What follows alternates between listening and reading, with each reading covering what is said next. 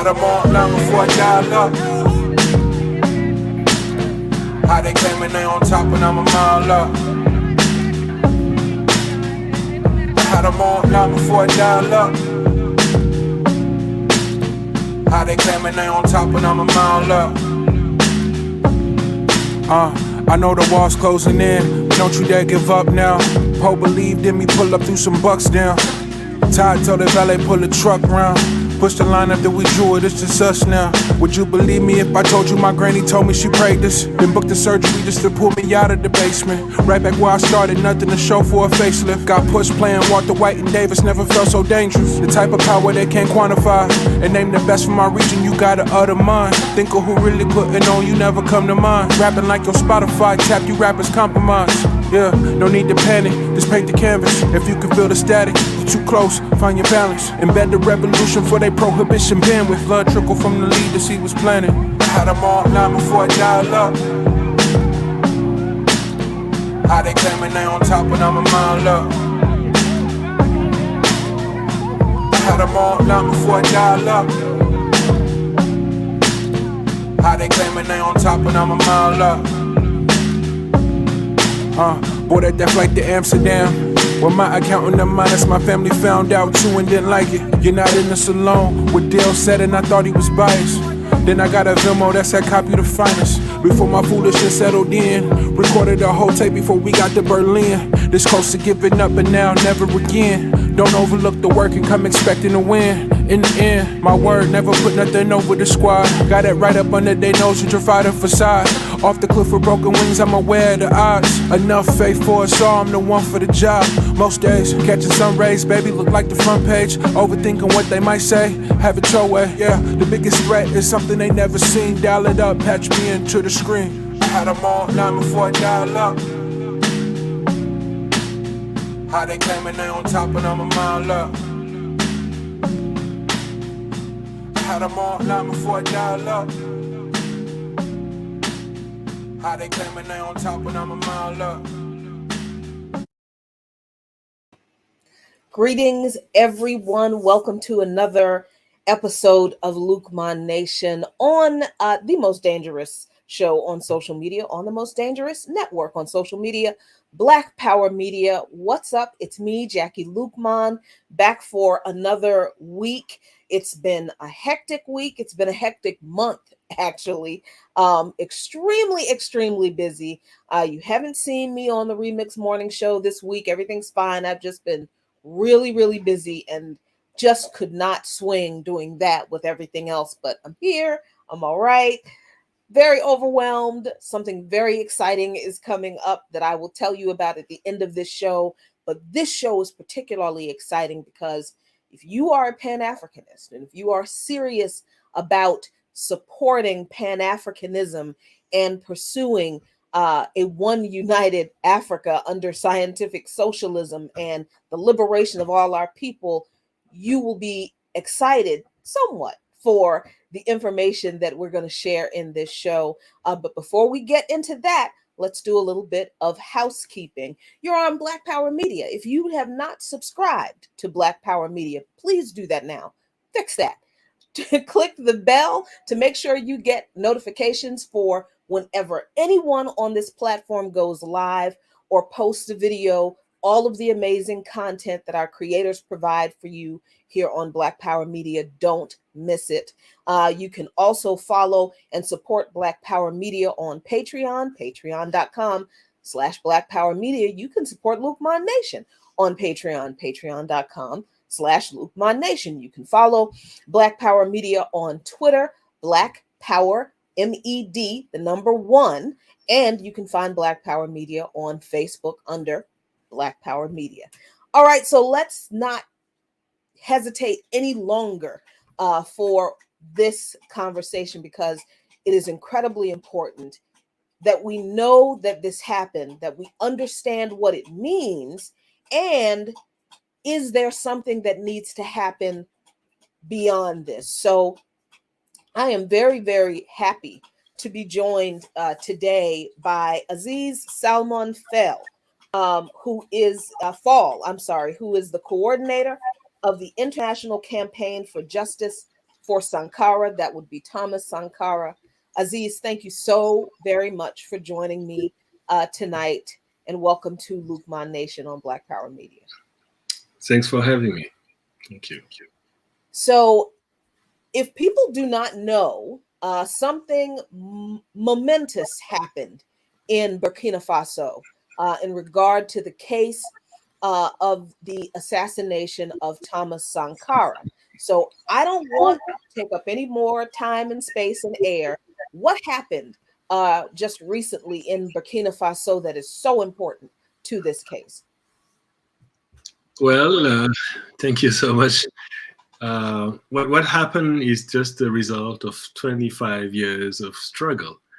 The international campaign for justice for Sankara, coordinated since 1997 by GRILA, the Group for Research and Initiative for the Liberation of Africa, just took note, of the decision pronounced by the judge Urban Meda of the Military Court of Ouagadougou, and this is 2 days ago.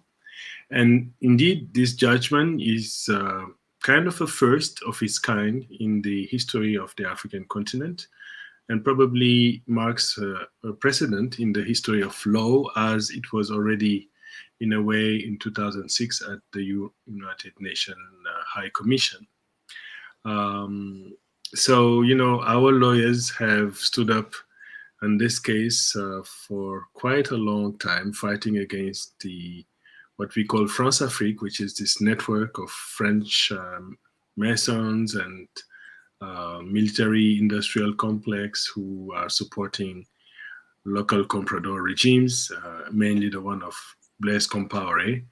And the decision here is probably due to the very courageous mobilization of the people that drove the regime of Compaoré out.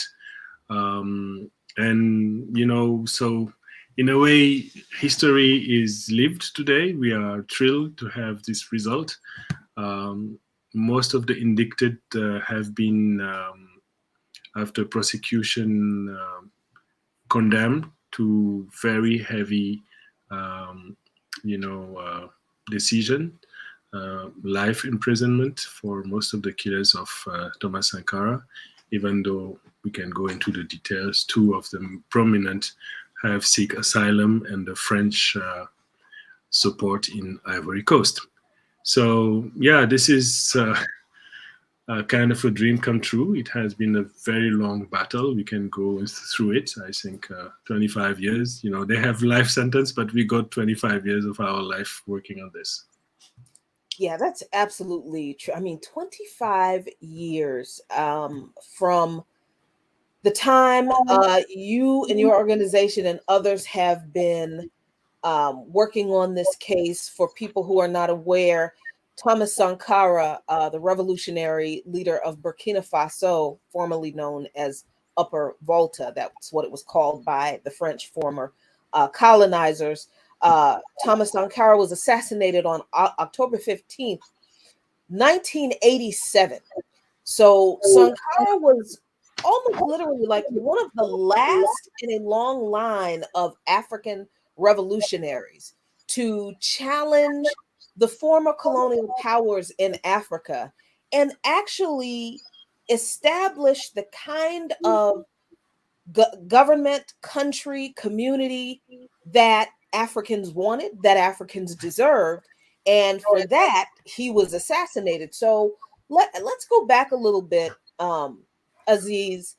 Help people understand who Thomas Sankara was and what he did that made him such a threat to particularly the former colonizers, France, and their friends, the US. Yes, indeed. He was quite a simple soldier that has probably some good humanistic background, some Marxist readings, and genuine Pan-African thirst, like many of us who, knew about Lumumba, Ben Barka, and Cabral.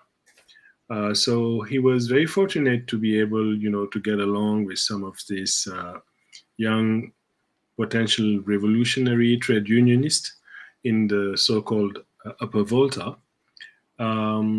to the point that he was, after a military coup, appointed as a prime minister.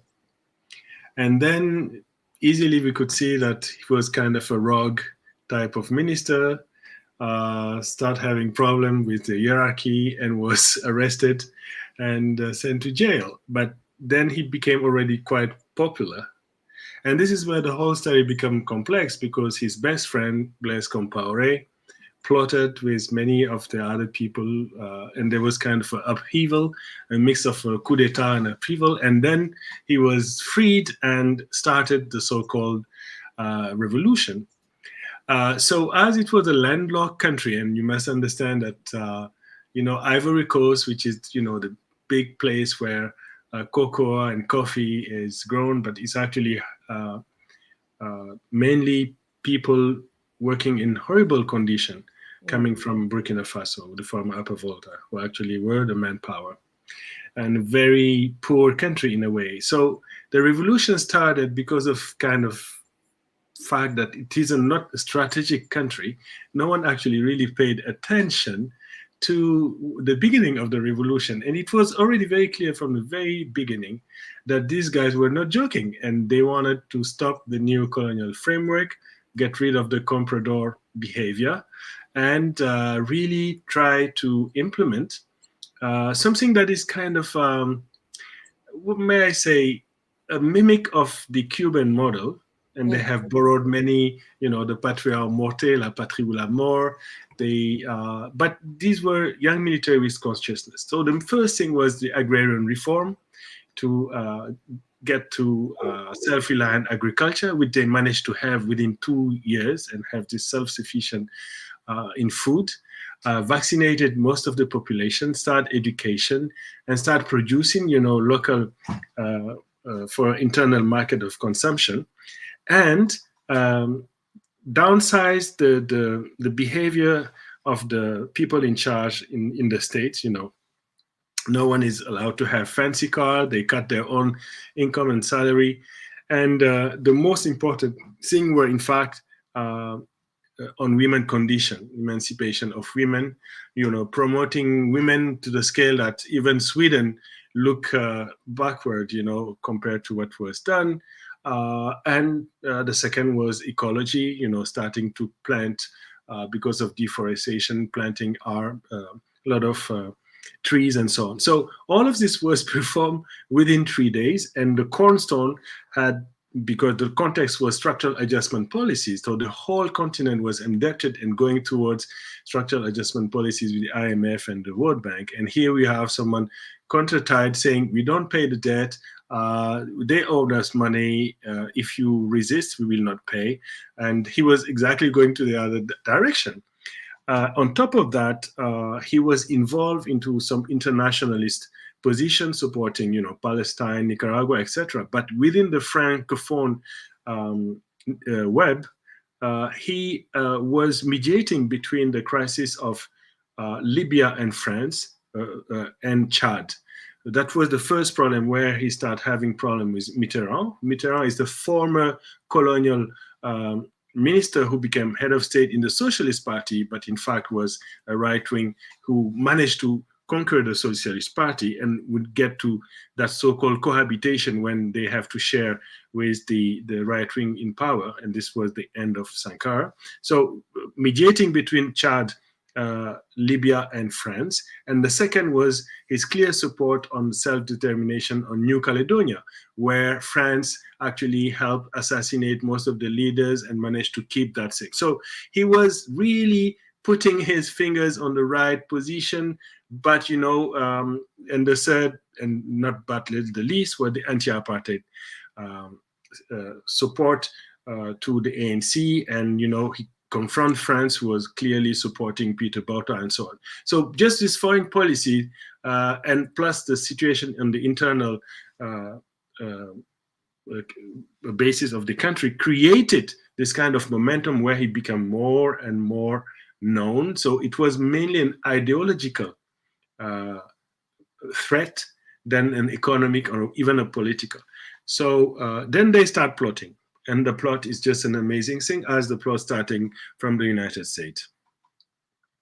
The plot started with the United States sending Charles Taylor, who was a librarian who actually has stolen money from the librarian community, was kept in high security prison in the United States, allegedly escaped. He don't escape from a federal prison, sent to Libya, where he pretended being one of the liberation warriors, and Gaddafi at the time was helping anyone who has a Pan-Africanist stand and pretend to be a leftist, as he was starting to be this Pan-Africanist himself. So he seek asylum there, were granted some support along with Fode Sanjo. And that's where he met Blaise Compaoré and starting to establish link. While he was doing that, Sankara was contemplating a first brink of a confederation with Jerry Rawlings in Ghana. So you can see the picture that was already, taking place. The prospect of something more radical towards going back to what is going to be called rectification, like making sure that this country will get along with the rest of the Western African country who comply with the structural adjustment policy. So when he was sent up there, the French people who were already plotting start masterminding with Ivory Coast what became an international plot, even though it was played locally. So at one point, they pretended that he was ready to orchestrate a coup, and the official version was that he was arrested prior to his own attempt, and it went bad.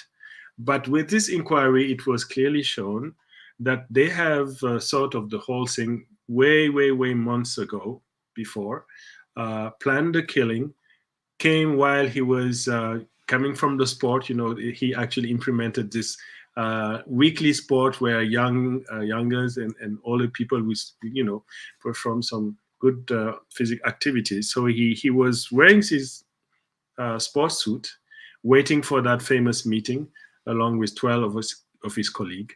And there they were coming in cars and starting firing. And when he heard it, he actually exited the room and said to the other, okay, don't move, I know what they want. And he raised his arm. And what it is clearly shown that the bullet actually hit under his arm, which really showed that he did raise his arm. And they actually killed him and went in cold blood inside the room and just killed everyone there. The only one who escaped actually had to pretend that he was hit himself. That is Aluna Traore, the only one. So they killed those 13 people, and after that really make selective killing and pretended that he died of natural death, as his death certificate was saying. So for almost all this period, Blaise Compaoré, he was at the time the justice minister, pretended that he was at home, he was sick that day, and hours later he took power, and a few years later would get rid of the other people who were with them, and then started the structural adjustment policy by first the industry extractive project, which is the mining sector on gold. This is actually how, with Canadian lawyers, they have started dismantle sovereignty on this field. And from there, he also started with Charles Taylor to, rampage the Liberia and Sierra Leone, start selling diamonds, and become very wealthy. With the support of France, the injection of capital from the World Bank and the IMF, he became this huge, leader in the region and stayed in power for that long. At one point that even some people were asking for the Nobel Prize for him. I remember that. Yeah, I do remember that. That was funny. But anyway, so he fits totally in the plan of the AFRICOM plan in the sub-region, becoming one of the key players in it. And I have shown in my film, AFRICOM Go Home, foreign bases out of Africa, in fact, how with Sarkozy, they have attacked Libya, managed to create or recreate this Azawad state between Algeria and Mali, and try to contain China, India, and the other country who actually were proposing other alternative way of cooperation and stop the Pan-Africanist prospect of building a single state. So all of this, was on the agenda in the year 2010. But while all of this happened, and this is why it's a long story to, to capture, we waited 9 years. And the prescription on the killing was 10 years. So a few months before the end of the prescription period, her widow, Mariam Sankara, to the very difference of many widow of our forefathers and leaders, lodged a complaint. Mm. And that is how we started. So we started gathering lawyers. We had 3 teams. The first team was 20 lawyers working pro bono. And that has been a long process. We went on to trial in the country. We lost several times, went back, appeal, and so on. And at one point, we went to the Human Rights Committee at the UN. And that is where the first legal precedent was made in 2006, where we earned, some rights for the widow and the child. And that was the breaking and entry point in a way. And I guess a year later, was Mariam Sankara went. We had organized this world tour, starting from Mexico, going to Europe, and touring and going to Africa. And then at the end, she went for the first time after 20 years. And the crowd that was there was so huge. And these were the seed, in fact, of the revolution that was to come, because this generation of kids who actually managed to oust Blaise Compaoré were not there during the revolution. These are, newcomers. They wear T-shirt, they raise their feet, but they don't know the revolution as such. It's like an emblem. But those are the kids who were born during this. We are just harvesting, in a way, all this effort. That is so much, and it is so.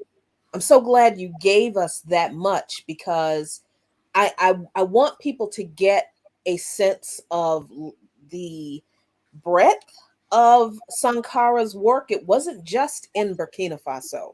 It was this international aspect that was more than just, speaking at the Organization of African States and that kind of thing. He really was involved in African politics, really on the ground, trying to convince other African leaders to kick their colonizers out of their country. And that includes the IMF and the World Bank and these kinds of other things. One of the things I want to ask you about the restructuring that you talked about, that Blaise Compaoré ushered in after he assassinated Sankara. So what he undid, what did he undo? Because Sankara, you mentioned agrarian reform. What was the agrarian reform? Why was that so important? Then you mentioned mining efforts. What did Sankara do with the mining that Compaoré took over and undo? What were the things in Burkina Faso that Sankara did in just 4 years now? Yeah, I think. Sorry. Yeah, that Compaoré, that was so important to the people, and I think that speaks to why the seed is so deeply rooted in support of Sankara, even in a generation that was not there when he was alive. What did he do for the people of Burkina Faso that was so important? Well, as I will maybe start, as it's a very complex question in a way. I will start by when he went to Washington, D.C. and has said that his White House was in the Black Harlem. Maybe your listeners should watch that speech. It's on YouTube. It was really clear that he was confronting imperialism. And, he has this kind of buzzword. He was a handsome man, always smiling, and even raised his art, his weapon, showing the bullet that would be fired against imperialism and so on. So that may give this kind of a caricature, but in fact, they were not joking. They were really serious about confronting on the ground the neocolonial framework. And as I said, this was absolutely in contradiction with the policies that were to be implemented in the sub-region. Most of the countries were totally indebted, surrender to the structural adjustment policies. So in one way, this means increasing the growth by continuing the type of cash crop production. He was saying exactly the contrary. We have to actually cultivate our own food, meaning that you have to earn your living from your land, and the land should belong to you. So you have to redistribute the land. Not just that you confront the traditional landowners on like the feudal structures, but you will also confront the neo-colonial people who actually already had hijacked most of the land situation. So, and by restructuring the sector and giving power to women to access the land, he already had, in a way, break, the dependency on cotton, because cotton was the main structure of cash crop production. So they start cultivating wheat, for example, and the people at the FAO were absolutely amazed by that. He was talking of nationalization, meaning sovereignty on resources, while in the rest of the countries around, they were speaking about downsizing of the state, denationalization, meaning selling to the international market the space of sovereignty, meaning the mines and so on. So just by putting this in context, you can see that he was actually becoming the only one, and this is why he's the last revolutionary in the African continent so far, because that time, and you have to remember that time, we were already fighting into the apartheid period, and it was the Quito Cunabale big battle, where apartheid had been shaken in Angola. And people knew already that the Africa that would come, if it was radical, would be a fundamental change. So any other experience radical like that should have been stopped. And that's why they actually start plotting, stopping the spread of his ideas and his policies.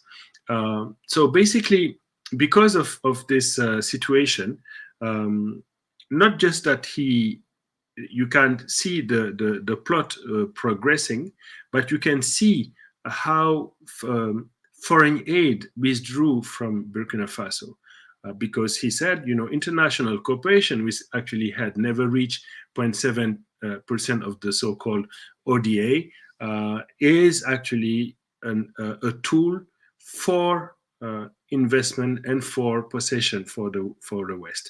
And anyone who wants to do international cooperation should do it in solidarity and have to be looked at with scrutiny by a structure called the SPONG, which is actually kind of a consultation table watching and monitoring everything that foreigners were doing in the country. So obviously this make the so-called foreign aid withdrawing from the country and refusing to invest into the infrastructure. So they want to build railways, they had to do it with their own hands. So they start taking people, young people, starting to build railways on their own, doing, water facilities, building roads, everything on their own, as no one want to fund it.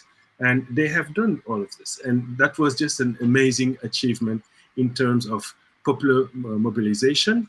But also, it was in a way also unpopular because, people were not used. This was like a vanguard, way ahead the readiness of their own people, to be able to follow the speed of this revolutionary path and change. So in a way, the middle class, the petit bourgeoisie was frightened and slowly start to be more and more acquainted with the idea of the structural adjustment and the so-called rectification.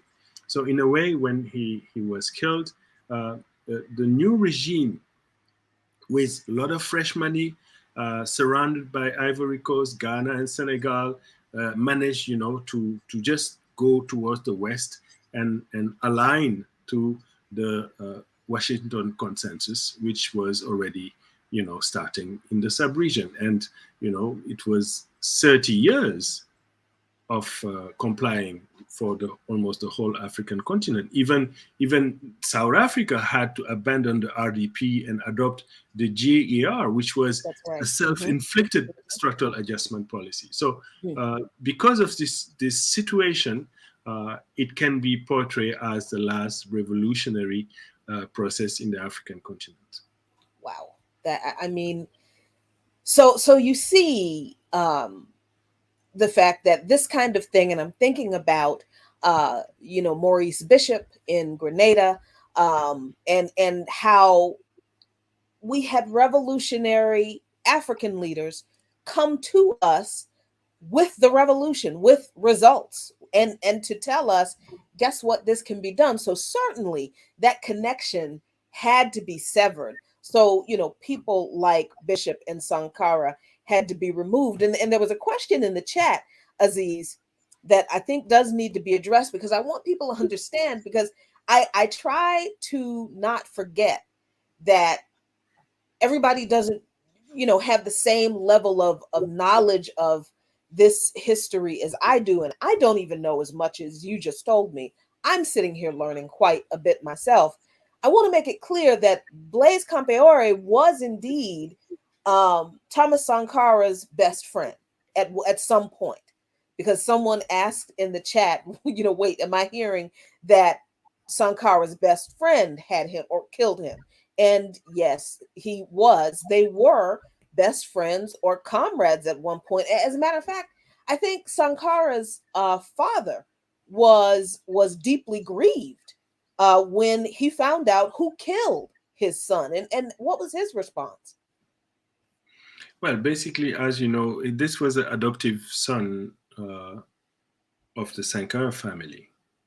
He was adopted as just, one of the many kids that the Sankara parents had. They grew up, and indeed he's his best friend. In a way, Blaise Compaoré performed the coup, and Sankara was more popular, so inherited of the power. Never really controlled any army in his hand, have left. This was like three musketeers. Was Sankara was like D'Artagnan, and you had Athos, Porthos, and Aramis was Zongo, Lingani, and Compaoré. So these were like the small quartet. These guys get along, they were handsome, they were brilliant. They were already surmounting most of their contradiction. No one would actually even imagine one day that something would happen between them. But the more we were progressing towards the transformation, the more starting, the gossiping and the rumors and so on. And at one point, he went and he said to Sankara's father, I have found a lady who actually cooked better than the one that you promised to give me. And the national dish is called to. And so during those months, Sankara's father was preparing the wedding of Compaoré with a local lady. And in fact, it was a far-related lady from Ivory Coast that Houphouët-Boigny secretly presented to Blaise Compaoré. And that was already the beginning of the end, as this marriage, where Sankara was the first witness, he realized that something was wrong. These people drink champagne, while Sankara was fighting to make sure that people drink water. And you can really see the gap slowly widening between in their friendship. And soon they start plotting, and he was aware of the plot. Most of the people surrounding Sankara who knew about the plot warned him, And he ultimately said that if it was Blaise, Blaise knew things on him that no one knows, and if it has to be betrayed, he will never do such thing as arresting him or impeaching him. Wow. And this is, it is interpreted in various way as romanticism, or but the one who betrayed is Blaise Compaoré. He killed him. He never admit having done so. And when the trial started, he refused to come. He, as I said, he seek asylum in the Ivory Coast, was granted citizenry there.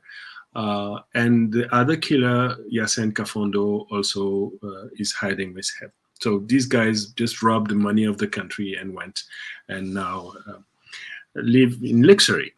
So, in a way, this betrayal is, in African memory, this happened just during slavery days, where you could go and kill or sell your own brother or something like that because of greed. But this really happened indeed. So that is why when this trial started, and that we fought against this regime, and they resisted for 20 years, and finally when he was expelled from the country, and this trial started again 5 years ago until last October, his lawyers said, well, they will not attend. Meanwhile, the key players of this system, someone called General Gendere, who's the number 3 of Compaoré regime, was arrested along with other fellow members. The judge, the military judge starting the trial, refused to our request to film and record this trial for posterity. It was organized in a very special venue, a banquet room. And the trial was quite fair, and truly it was a good ambience, where we heard a lot of truths that were known but never really outspoken publicly. Right. Many of the people who were indicted actually negated their role or lied. Just one person admit have participated in the same. And you can really see that they are still fearing the power of these people hiding in Abidjan because of their money, because of their might, and also because, and this is relating to what I have spoken earlier about the AFRICOM and the jihadist thing, is because Burkina Faso has been attacked in the past 7 years, a country that never had that, by terrorist cells, which managed, to move 2 million people displaced in the country, have scourged, big areas of the country, killed hundreds of people. And there is kind of a blackmail saying that, well, if the people who are in charge come back, this will never happen, and so on and so on. So the spirit of this trial had been shadowed by this situation. But with the spirit and the courage of Mariam Sankara, with our lawyers and the rest, we just went and pursued.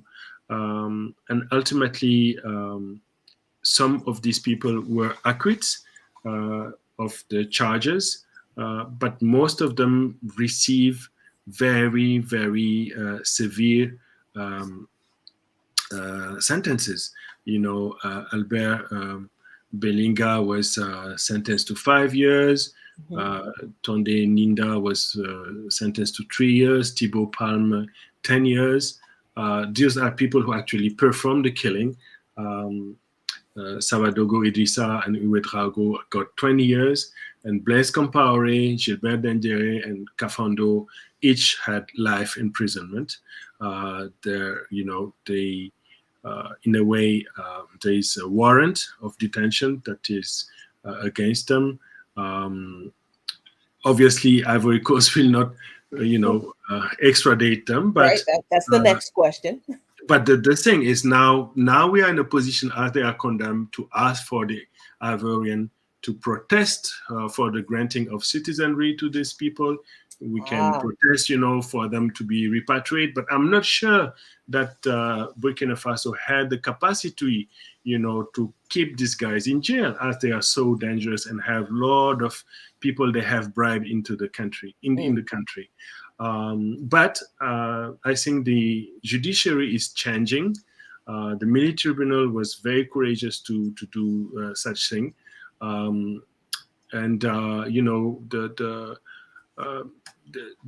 The tribunal has ordered the forfeiture of all titles, of decoration of all the convicted defendants. So this guy who was general is no longer a general, and so on and so on. So in a way, I think history in this case is really showing that the resistance of the people, when Pan-African are organized, and I have here to pay due respect to our set of lawyers. These are people committed, coming from many, many countries, who have done this work for all these years without being paid. Guerrilla, making sure that they are traveling safely, eating safely, and so on. But it has been a lot of sacrifice, and really, I think it's an immense contribution that they have done. It's a pity it is not known, but it should be known. That when Pan-African people organize, they prevail. And this is a world premiere. Even at the UN, it was already a world premiere. And for the African continent, it's a world premiere. And, for me, it's, my father is a Senegalese, my mother is an Egyptian.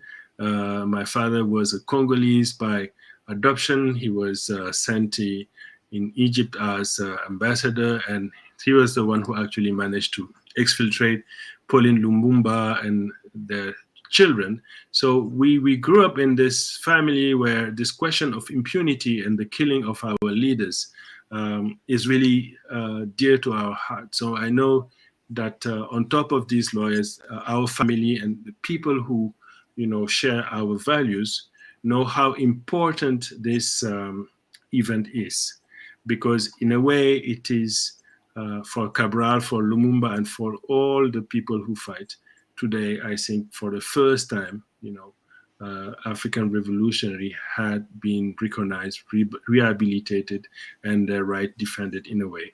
So it's a breach into the impunity fortress. I think that's a very, very powerful statement. That, first of all, that you said that when Pan-Africanists come together, we win. And I keep saying we, my late husband and I are Pan-Africanists, and we've always believed this. And people that we organize with, most of them are Pan-Africanists, and we believe this. So this is important to us because we are Pan-Africanists, and we understand that this is a win against the imperialist system that wants to destroy Pan-Africanism, that wants to continue to control Africa and Africans. But there is an important question, I think, that needs to be answered, and it's from Ricky Ryan. Shout out to the chat, by the way. What would it mean for Compaore to get life imprisonment if he's being protected by the Ivorian government? And I think that's a valid question, because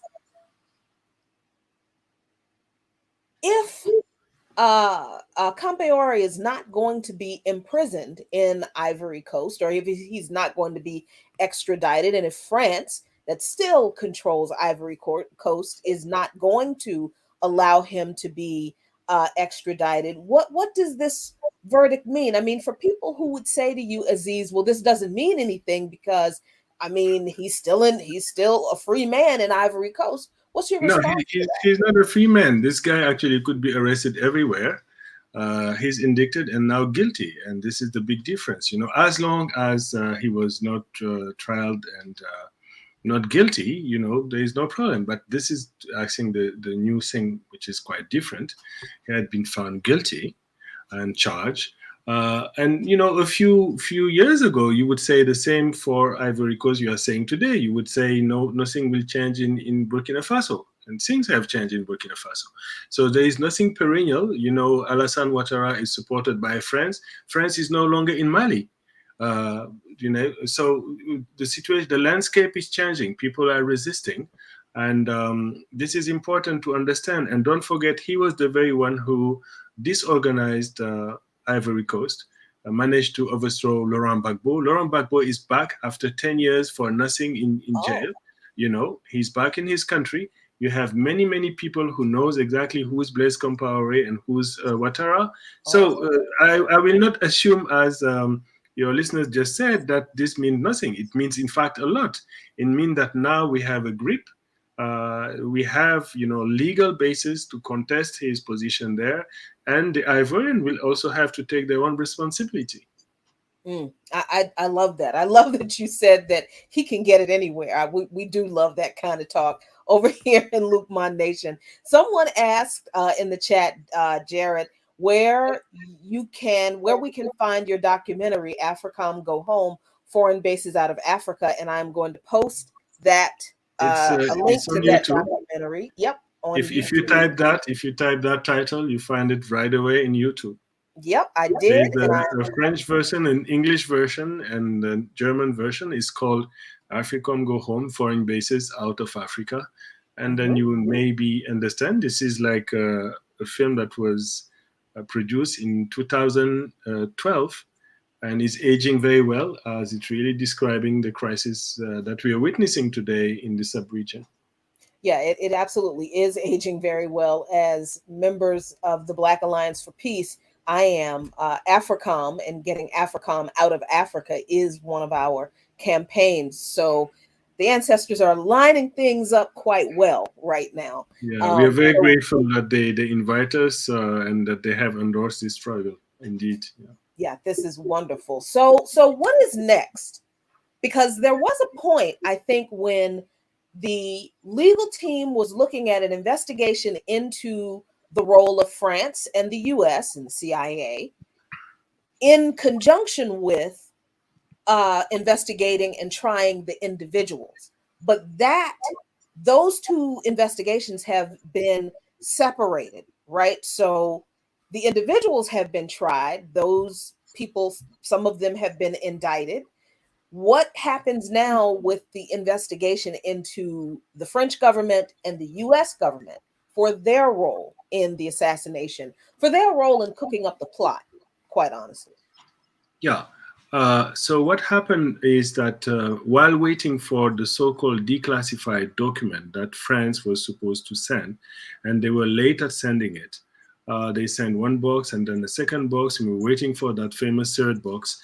And finally, the judge, seeing that many people that were aging were almost passing away and so on, so he had to what is in French is called disjonction. It means that you delink the two cases, and like you trial just the local case and you leave the international for a second judge. So this is what happened today.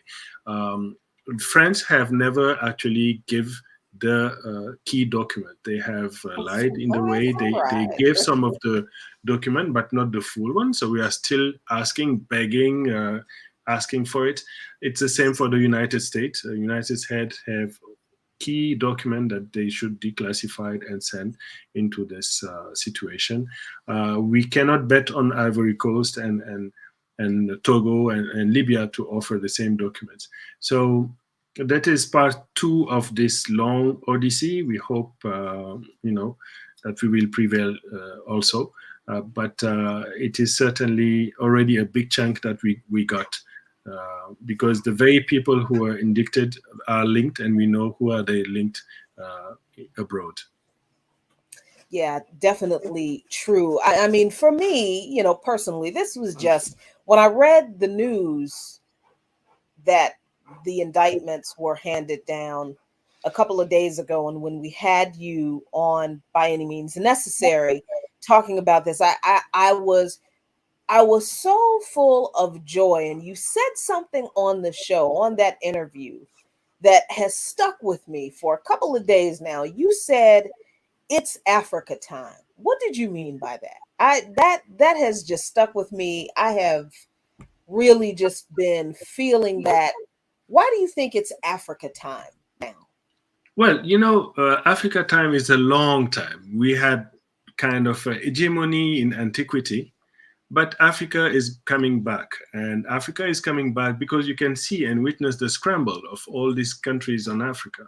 You can really see that Pan-Africanism is actually spreading, and that there is no prospect for this globalization without Africa. We have the values that mankind needs, to survive.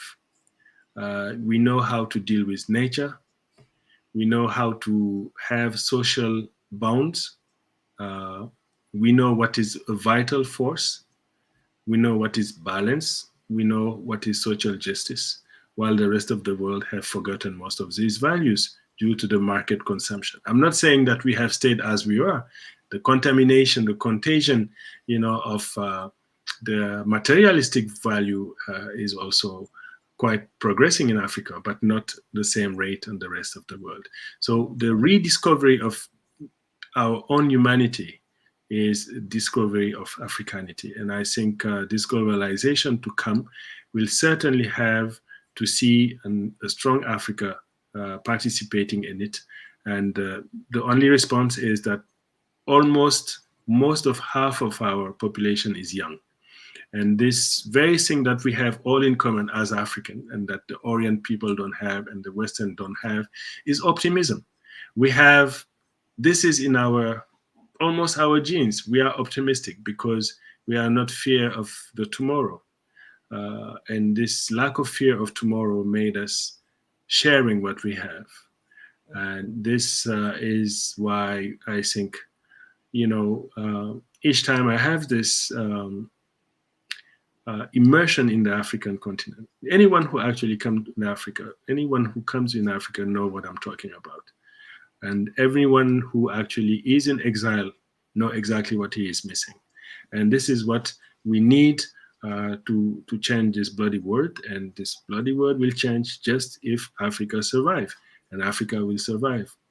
And this is the strength that we have. And this, this victory that we just earned, I think is just one of tip of the iceberg, tip of the Kilimanjaro, if you want, where we can have a chance to prevail.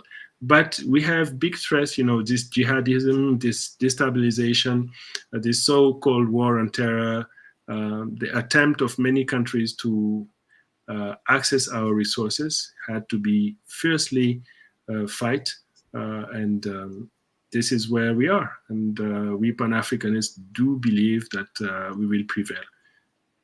Indeed, we do. Aziz, how can we continue to support the collection, the coordinators, and the International Campaign for Justice for Sankara? What can we do on our end to support this continued work to hold the plotters accountable? Give us our marching orders. I have sent in your chat the website of the International Campaign Justice for Sankara. Mm-hmm. Anyone who wants to help is more than welcome. As you know, we have tried to fundraise. We just had a very great concert a month ago where a lot of artists have donated, their time and capacity, to help us. This had been a pro bono. We managed to pay most of our deficit. There is a small little margin that have not been reached yet, but we are managing. Guerrilla is a self-reliant group. We have never been subsidized. And we are, how old we are? We were born the same year that the Burkina Faso revolution, 1984. Wow. So not a single penny came elsewhere from the pocket of our members. And we are delighted with that and very proud of that. Small sometimes is beautiful. And this is the question of integrity. Quality is better than quantity. So let us keep at the quality, even though we are not that many. In fact, we are more than we think. So, so I look forward to meet all of you one day. I hope, I dream to go and speak at the place where Sankara went in Harlem.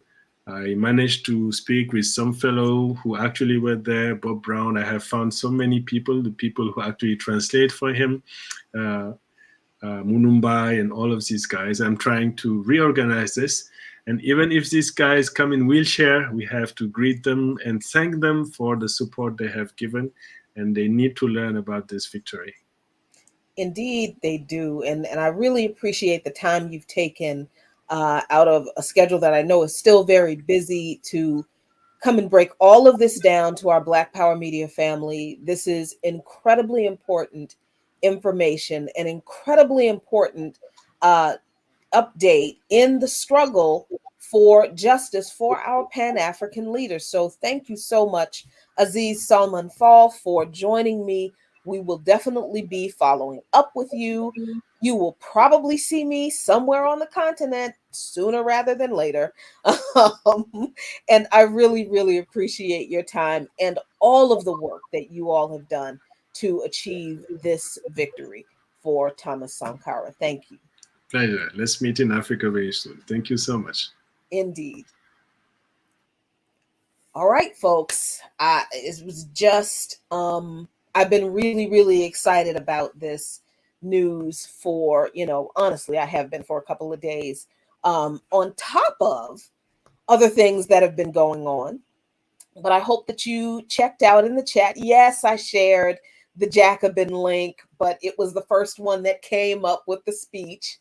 So I won't intentionally share any Jacobin anymore because I don't want Jared Ball to be saying stuff about me.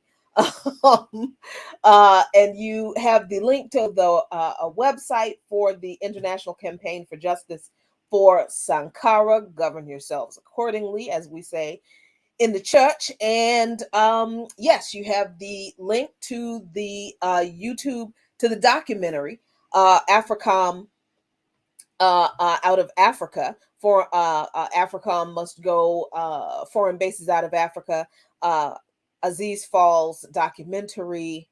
Yeah, so this was great news. I'm very glad I was able to bring this to you. And here's some more great news. Very, very exciting for me. So I was not on Remix Morning Show this week because it has been so busy. I have never been this busy in my life, y'all. And I don't know if it's a good thing or a bad thing. I think that I'm just very grateful that anybody wants to hear what Jacquie Luqman has to say about anything. I am particularly grateful. I'm really, really grateful that my organizations, the Black Alliance for Peace and Pan-African Community Action, trust me with the work that they do. So as a result of this trust, and this is really wild to me, I am going to Venezuela next week. I'm just waiting for them to send my airline ticket confirmation. My national organizer, Barack Obama, God forgive me, I'm so sorry, ancestors, I'm so sorry. My national organizer, Ajamu Baraka, is sending me to Venezuela to represent the Black Alliance for Peace at, I believe it's an international anti-fascist conference. Let me tell you how important this is at this particular moment in time. We got so-called leftists, some Black folks too, talking about we need to get Russia out of Ukraine. We need to tell Russia to get out of Ukraine. We need to tell Putin, blah, blah, blah. It is our job as anti-imperialists to challenge the government of the country we live in, especially when that government is literally the beating heart of imperialism around the world. So we have no influence on what Putin does. We can have our opinion, but we would be better served directing our efforts and anger toward the government of the country that we live in, which is the beating heart of imperialism, and that is the United States. So I'm not going to sit here and waste any time and talk about whether Putin responding the way he did, and it was a response. It was not unprovoked. whether he responded the way he did was illegal and in violation of UN charters, this, that, and the third. If the UN charter was worth the paper that it was written on, the United States would have been convicted of war crimes a long time ago. So I don't really want to hear too much about a UN charter. So the fact that there is such a thing as an international conference of anti-fascists, just wild. But we've got so-called leftists who are diminishing the not just presence of neo-Nazis in the Ukrainian military, in the Ukrainian army, but an entire battalion of neo-Nazis with some other Nazis sprinkled in that have been bombing the hell out of the people in Donetsk, Luhansk, and Crimea for 8 years with weapons given to them by the US and NATO that they don't want to talk about. These are people who are so-called leftists who will sit around and crap on anti-imperialist leftists and accuse us of, being this, starry-eyed, misguided socialist pining for, Vladimir Putin to put on his cape and come and save socialism. Somebody actually said that. I watched a video where there was a panel discussion and someone actually said that about, and the person was Black, and they actually said that about leftists, that the reason leftists, radicals, anti-imperialists don't criticize Putin is because we have some deep-seated, childish pining for, the Soviet Union of old, and we're hoping against hope that Vladimir Putin is still secretly a socialist, and he's going to come in at the last minute and put on his cape with an S and save socialism. He literally said that. And this was said to an audience of mostly white people. So I'm really not here for Black folks who have been around for longer than I have. I will admit, I'll give them that much. But your longevity in this movement does not exempt you from being wrong as hell, number one, and for being absolutely an impediment to advancing anti-imperialism. That kind of talk is a stumbling block to advancing the struggle against imperialism in this country. People are sitting around focusing on how evil Vladimir Putin is. I mean, it's like people really think this man got up one morning and decided to eat babies and like, fuck it, I'm going to invade Ukraine. And there's no talk of the coup in 2014. There's no talk of the neo-Nazis. Everybody is like, oh, we've got to support Zelensky. When Zelensky took a whole neo-Nazi to Greece and had that whole neo-Nazi standing up next to him in the Greek parliament, and the Greeks were like, the hell you will? What the hell is wrong with you? Bring this whole ass fascist stuff in here. This is what Zelensky does. But do we hear from the a little bit of Nazis are okay left condemning that? No, we don't hear that. We got to hear from people condemning anti-imperialists for being childish and having these childish teenage starry-eyed hopes that Vladimir Putin is going to come and swoop in and reveal that he's really a socialist and save us all. So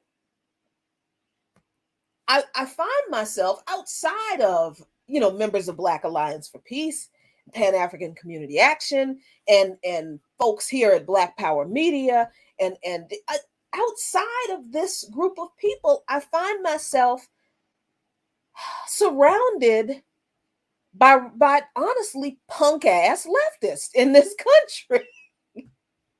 Just punk ass leftists who are convinced that this one time the US is right.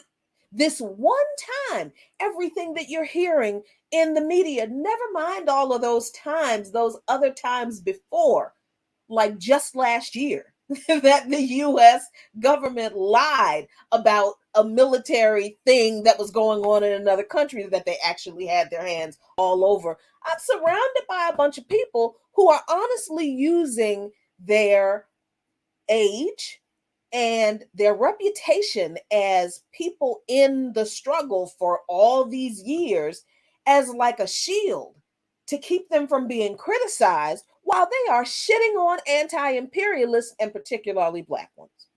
And they're doing it to white people who are eating that shit up. And honestly, I have had it up to here with appeasing these motherfuckers. I will never take away from anyone their props and their cred for the work that they have done. But when you show yourself to be an enemy to the struggle, now you're an enemy to the struggle. I don't know what else you want me to say. So I'm probably not the most polished person to be sending to Venezuela. But they sending your girl anyway. And I just kind of feel like I am going to be around people who understand what imperialism is and who the enemy is in the struggle against imperialism, because they have been on the receiving end of US imperialism since before World War II. Really since this country was stolen and established on the backs of enslaved people, my enslaved ancestors. So that's my big excitement. I mean, aside from this whole week where some people's whole ass was exposed and dealing with the censorship and the uncertainty, because this is an uncertain time and it's very stressful, and I cannot tell you how many interviews I've done. I eventually I'll share them out. Still trying to organize domestically, expand our organizational efforts here in the United States to expand the struggle against imperialism on college campuses and our neighborhoods. That's all going on. But yeah, I am Ricky. Look, when I get off this show, I got a Duolingo lesson that I have to. I'm putting Duolingo to work. I will be in Venezuela next week, I hope, if all goes well. I'm just waiting for them to send me my ticket information. I don't know who all will be at this conference. Ajamu has said, I'm setting up meetings for you with some people. So who knows what's going to happen. I'll try to bring you updates from Venezuela while I'm there, and we'll see what happens. But I'm very excited. I'm very honored. Well, like I said, I mean, I take my membership in the Black Alliance for Peace and Pan-African Community Action very seriously, because this work is very serious. We're trying to establish a better world for the next generation and 7 generations down. So this isn't like a field trip, right? It's exciting, and I've never been to Venezuela. And of course, I'm excited to be in a country that's defending its revolution. I am so excited.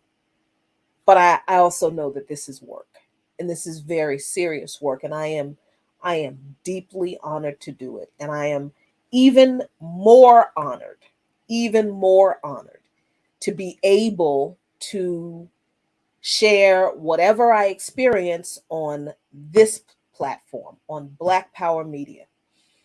On a platform that me and Abda started with a conversation in bed one Sunday. You know, I couldn't have imagined it, but somehow that dude did. So that's where I'll be next week. I probably will not be able to be on the morning show. I don't know. I hear that they wake up real early because the sun rises all early and whatnot. So we'll see. And I don't know what the itinerary is going to be during the day either. So I don't know, but just wanted to share that with you all because it's very exciting. And yeah, hopefully I will bring you back some updates. So let me get into some of these comments for a few minutes, which is something that I normally don't have a lot of time to do. But yes, it's absolutely true, Easy. We are dealing with an empire of lies. It's extremely pernicious. And honestly, I remember, of course, I remember the media during the Iraq War and Desert Storm and all of that bullshit. I don't remember the media being as intensely focused on ignoring. I don't remember the propaganda being this deep for any other period in my life that I've understood what imperialism was. I've never seen anything like this before. And folks who have been in the struggle and who are still on the right side of the barricade, they tell me that they've never seen anything like this before either. Because so I do think that we are in a very unique period of time. Oh, thank you, Ricky, for reminding me about that. That's right. The Black Alliance for Peace is 5 years old this week. And it's amazing. We've just been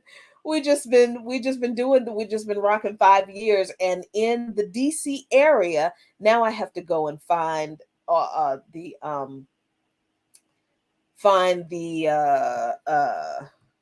pictures. In the DC area, we commemorated the Black Alliance for Peace and its anniversary. We carried out a banner drop, which it was actually the first time I had ever done a banner drop, which was very interesting. And let's see, let me see if I can find it now. The banner drops were over the 395 overpass at L'Enfant Plaza, and over the 495 over I-495 at Ardwick Ardmore. And Lord, I can never find stuff when I want to. Oh, here we go. All right, so here are, I'm going to share my screen so you can see some of the pictures. Let's see. No, I don't want you to record the screen. Oh, so weird. Okay. Chrome tab, Facebook. Yeah, let's just do that. Good Lord. All right. So this was the banner, one of the banners that was hung over the 495 overpass at Ardwick Ardmore Road. And that's the other one. And you see look at the volume of cars, y'all. Look at this was done at like 3:30 in the afternoon on Monday, which was the official anniversary of BAP. And this is Ricky. This is Ricky and our photographer, our photojournalist, Zion, in position to take a picture of the banner drop over 395 from L'Enfant Plaza, where we were. but they were a little bit too low. But this is before the banner drop, over 395. And you can see the volume of cars there. That's me. Yes, I'm that short. And that's the banner after it's unfurled. It looks a little weird, but if you're driving toward the bridge, you can actually see the whole thing. It's just hard to see from that angle. But we have a big banner. It's about 12 feet long that says, "Not one drop of blood from the working class, from the poor and working class to fight capitalist dictatorship and the Black Alliance for Peace." And as you can see, folks driving by, and they've got the banners dropped there. That's a pretty good picture, actually. Oh, I hadn't seen that one. That banner says NATO equals white supremacy, the little one in the middle. And then I quickly did, a disband NATO banner. That's what this is, but we're going to make a bigger one. And this was the banner drop crew. This was part of the banner drop crew. This was the Black Alliance for Peace banner drop crew afterward. That's me, Julie Veragese, Ricky Ryan, Taylor Clemens, and our photojournalist Zion. There it is. NATO equals white supremacy. This was actually so dope. So we're out there, and some folks walk by. People have been walking by back and forth the whole time. So some folks walk by and they ask, what did the banner say? And I think Julie tells them, oh, well, this one says disband NATO. And they say, oh, for real? Can we help? And we're like, yeah. So they had just come from the big cancel student loan debt march that was down at the Capitol. So they were walking back and they happened upon us. So they helped us with the rest of the banner drop that day. And we got their information. And now they're getting involved with the Black Alliance for Peace. That is what we do, ladies and gentlemen. That is the kind of stuff we do at BAP. Yeah. So very excited that we were able to do it. And really weird because I kept expecting the police to show up and they never did. And I don't know if I was relieved or disappointed, but yeah. So yeah, that was the banner drop. We got, it was funny to stand over the bridge and watch people slow down to read the banners. And then like the realization dawned on their face and like, oh. So we got a couple of people who gave us the finger, and one guy gave us 2 fingers while he was driving, and I gave him one back. But we got quite a few honks. We got one guy shouting out out of his sunroof, "Fuck NATO," and yeah, a lot of quite a few fists in the air. So it was a good banner drop. It was great. So really appreciate Ricky and Julie. And Tony and Vicky in Maryland and PG County, and Taylor and Zion for participating. It was great. Zion actually took the picture of the 4 of us holding the NATO equals white supremacy sign. Zion took that picture. So when I said he's a photojournalist, I meant it. That's his job now. So, all right, y'all. So that's my big news. I'll be in Venezuela next week. And I am hoping that I'll be able to bring you some updates while I'm there. Really appreciate y'all hanging out with me tonight. Really appreciate Aziz Fall for taking the time to have this conversation with us. We'll be following what the CIGS does and give you updates. And please support them any way you can. And as always, y'all, take really good care of yourselves. because we're all we got. We're all we've got in this. Take good care of yourselves. Take good care of each other. As always, peace if you are willing to fight for it. And we must fight for it. Y'all have a good weekend. Good night. And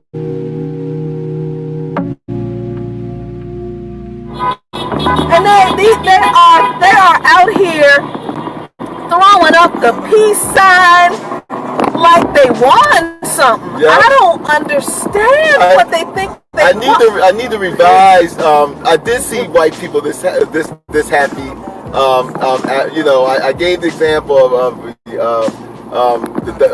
America and the Allies' defeat over Nazi Germany, but I haven't seen this many white people happy. There was a couple periods in history. One was when Nutella was introduced. And I mean, I haven't seen that many white people happy since Nutella was introduced and marketed and stuff. Because white people love Nutella. They booked the surgery just to pull me out of the basement. Right back where I started, nothing to show for a facelift. Got pushed playing Walter White and Davis, never felt so dangerous. The type of power they can't quantify. And name the best from my region, you gotta utter mine. Think of who really putting on, you never come to mind. Rapping like your Spotify, tap you rappers compromise. Yeah, no need to panic, just paint the canvas. If you can feel the static, you're too close, find your balance. Embed the revolution for their prohibition bandwidth. Blood trickle from the leaders he was planning. I had them all now before I dial up. How they claiming they on top when I'm a mile up. I had them all now before I dial up. How they claiming they on top when I'm a mile up. Bought at that flight to Amsterdam. When my accountant and minus my family found out too and didn't like it. You're not in this alone. What Dale said and I thought he was biased.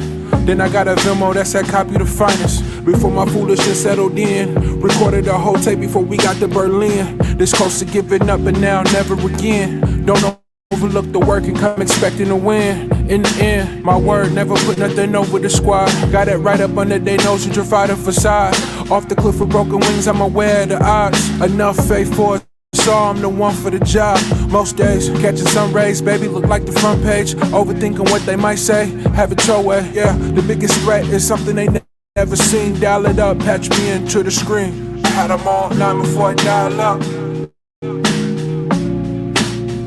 How they claiming they on top and I'm a mile up. I had them all now before I dial up. How they claiming they on top and I'm a mile up.